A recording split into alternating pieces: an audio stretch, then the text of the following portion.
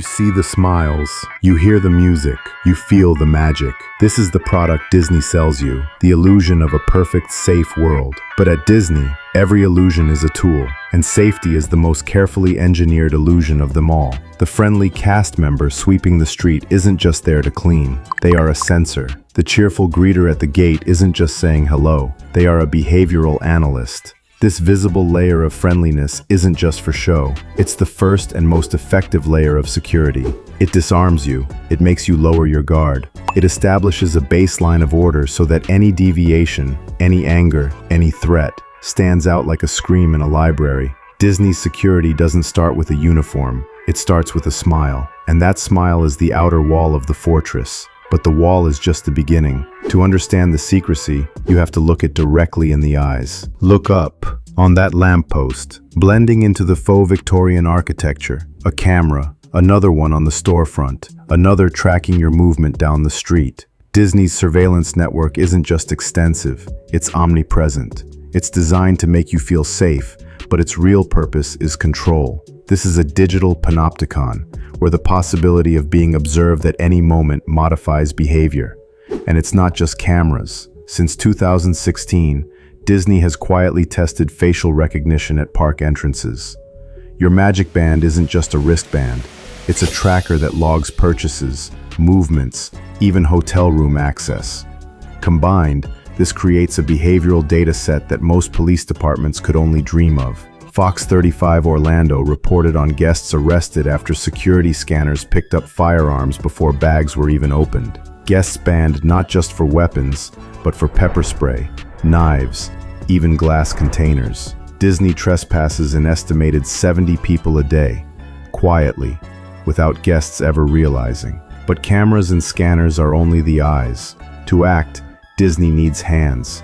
And those hands don't always wear uniforms. That dad in the Mickey hat, that couple taking selfies, they might not be tourists at all. These are Disney's plainclothes security, the gray ghosts. They are the human layer woven directly into the fabric of the crowd. They don't stand out, they blend in.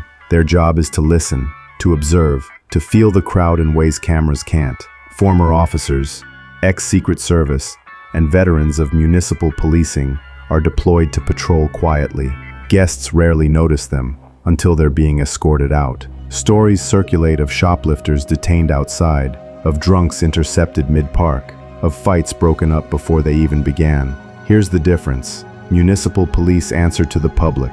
Gray ghosts answer only to Disney. Their discretion is absolute. If they decide you're a problem, you're gone. There's no appeal, no oversight, just a quiet lifetime ban. But even the ghosts rely on something bigger, a hidden city beneath your feet that makes their speed possible. Beneath the parades, rides, and castles lies a second Disney world most guests never see, the utilidors. This underground labyrinth is the circulatory system of the park.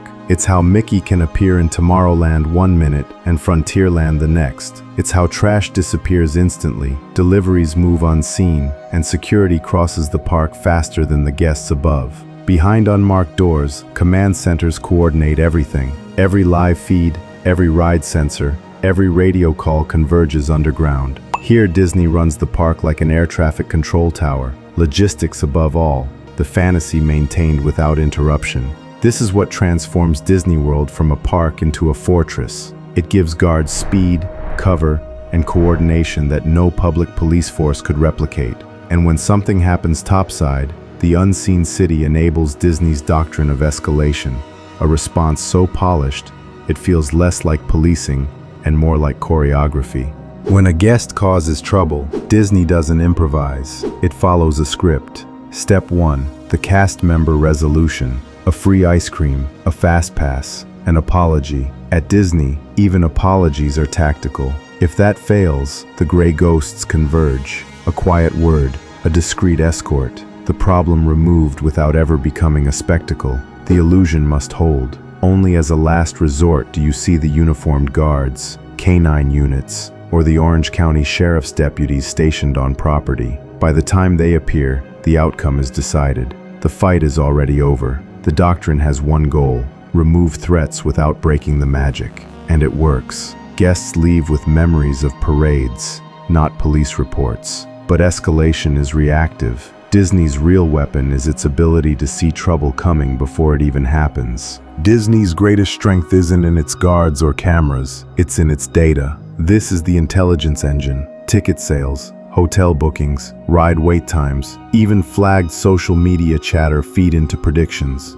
Security knows when crowd surges will peak, where tempers are likely to flare, and where to pre-position staff before incidents occur. Local police wait for 911 calls. Disney prevents the call from ever being made. A potential fight near Space Mountain? Gray ghosts appear half an hour early. A medical incident likely in Tomorrowland? Medics are staged just steps away. It's predictive policing, but without public oversight, civil liberties, or accountability. Guests don't have rights here. They have tickets, and tickets can be revoked. This machine doesn't stop at the park gates. The perimeter of Disney's fortress stretches much farther. The fortress doesn't end at the turnstiles. Hotels, buses, ferries, monorails, every inch of Disney property is within the security bubble. Every car is scanned before entering.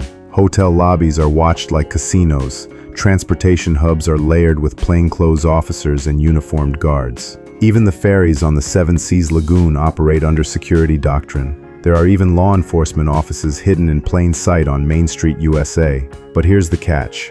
They serve at Disney's discretion. They reinforce corporate control, not community policing. The goal isn't simply to keep guests safe, it's to keep revenue flowing. Trouble that disrupts the Disney bubble is removed swiftly, sometimes brutally. And if you're banned from Disney property, you're banned for life. But what does all this control cost? Disney's fortress is breathtaking. It blends smiles, cameras, ghosts, tunnels, and data into a seamless web of control. It keeps tens of millions of guests moving, spending, and above all, believing in the illusion of magic. But remember, Disney's security doesn't exist for you. It exists for Disney. The priority isn't justice, it's liability management. It isn't accountability, it's revenue protection. A municipal police force has oversight. Disney has none. Its bans are permanent. Its surveillance is constant. And its allegiance is to shareholders, not citizens. For decades, Disney even wielded quasi-governmental control in Florida, blurring the line between corporation and state. In practice, the company still operates like a private city, one where you have no rights beyond what your ticket allows.